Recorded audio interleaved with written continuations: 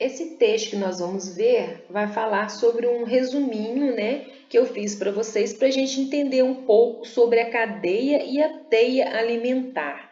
Lá na nossa apostila, na parte de ciências, na penúltima folha, a gente fala um pouquinho sobre a teia, a cadeia alimentar. Lá pede até para fazer um desenhozinho e nós vamos ver aqui, falar um pouquinho sobre isso.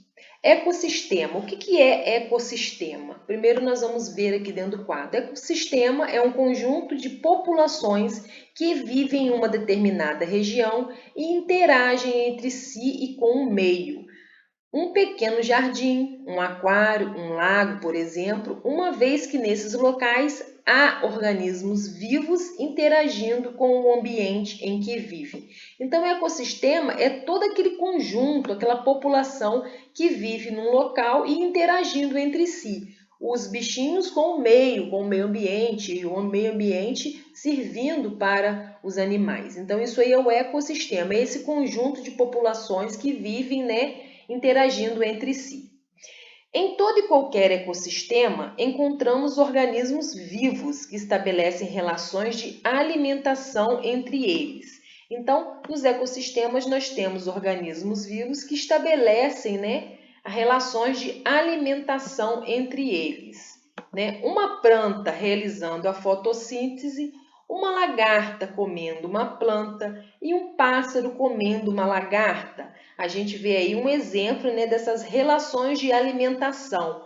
Uma coisa serve para outra. A planta, ela realiza sua própria alimentação, ela faz a fotossíntese, né? Ela não depende de ninguém para se alimentar, ela produz o seu alimento, que é a fotossíntese, mas ela serve para uma lagarta e a lagarta também serve para um pássaro, né?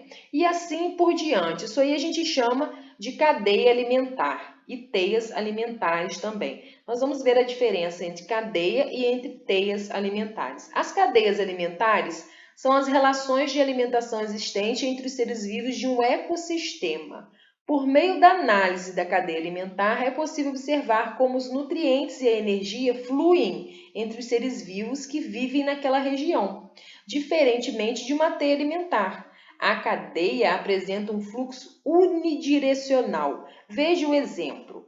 A planta serve para a borboleta, que serve para o sapo, que serve para a semente. Isso aqui a gente pode falar que é um fluxo, né, direcional, é direto, ó, um serve para o outro.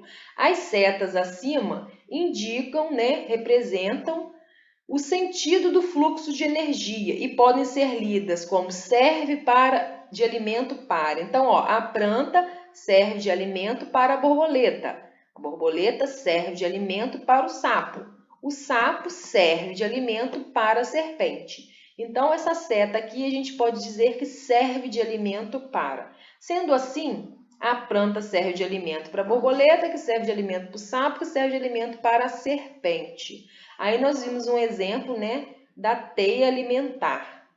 Agora nós vamos ver aqui um exemplo grande, né, maior, que a gente fala da cadeia alimentar, né, e a teia alimentar. Vamos ver aqui, ó, a plantinha, né, que faz a sua fotossíntese, ela produz seu próprio alimento, ela é produtora, ela serve de alimento para o ratinho, que serve de alimento para a cobrinha, né? Aqui nós vemos um exemplo de cadeia alimentar, ó, um animalzinho servindo para o outro. Isso aqui é só uma forma de fazer uma amostra para vocês do um bichinho servindo de exemplo para o outro.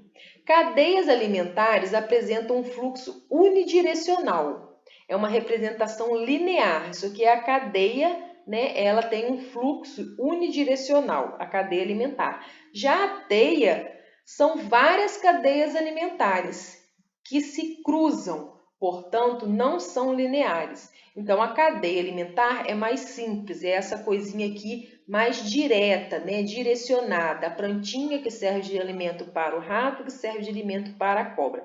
Já as teias é uma coisa maior, a gente vai ver um exemplo aqui abaixo, né? Nas teias alimentares, o mesmo organismo ele ocupa diferentes níveis tróficos. O que é isso? Os níveis tróficos são assim: nós temos os produtores, são organismos autotróficos, são aqueles que produzem seus próprios alimentos. Nós temos os consumidores, que são os organismos heterotróficos, né, que não conseguem produzir seus alimentos, eles consomem outros bichinhos, e os decompositores, que são os organismos heterotróficos que realizam a decomposição. Aqui nós temos um exemplo da teia, ó, a planta.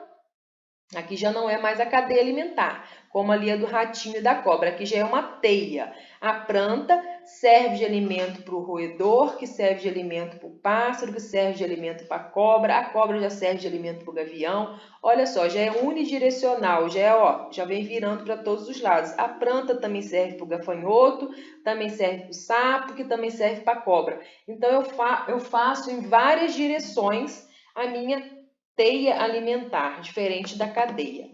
Vamos ver aqui, organismos autotróficos, organismo capaz de produzir seu próprio alimento. Um exemplo aqui são as plantas. As plantas são organismos autotróficos, porque elas realizam, né? Elas conseguem produzir seu próprio alimento.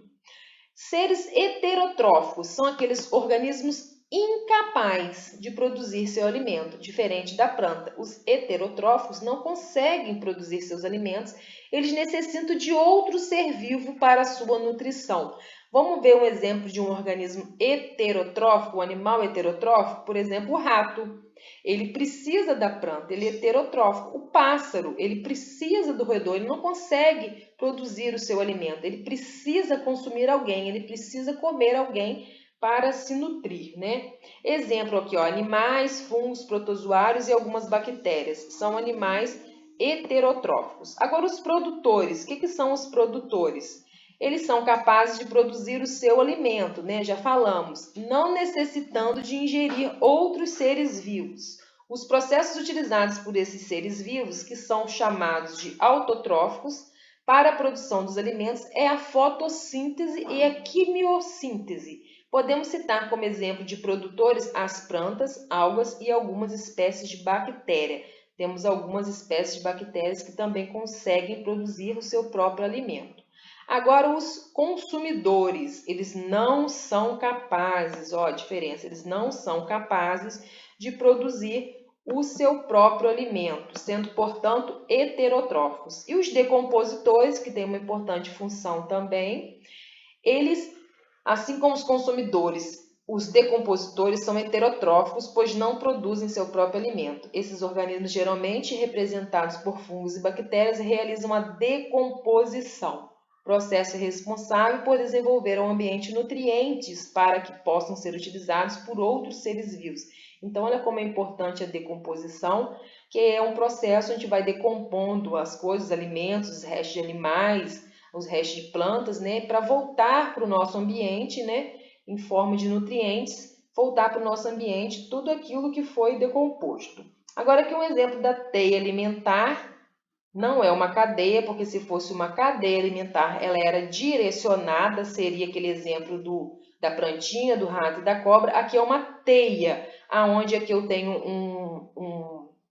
um ser produtor, que é a planta, né? Ela é produtora, autotrófica, ela consegue produzir seu alimento, mas tenho também outros bichinhos que necessitam de outros seres para sobreviver. Aqui é uma teia porque a gente tem várias setas, várias direções, ó, é unidirecional, ó, várias direções. Assim como o veadinho serve de alimento para onça, aqui também o esquilinho serve de alimento para raposa, que também serve para onça. O esquilinho serve de alimento para a raposa, que também serve de alimento para o gavião. Aqui também eu tenho o esquilinho que serve de alimento para o gavião. Então, é unidirecional. É um exemplo da teia alimentar.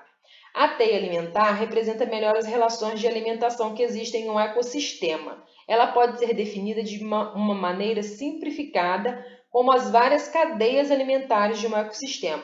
Então, aqui eu tenho várias cadeias alimentares. Por exemplo, se eu pedir você me mostrar um exemplo de uma cadeia alimentar, eu posso falar planta, que serve de alimento para o esquilo, que serve de alimento para a raposa, que serve de alimento para a onça.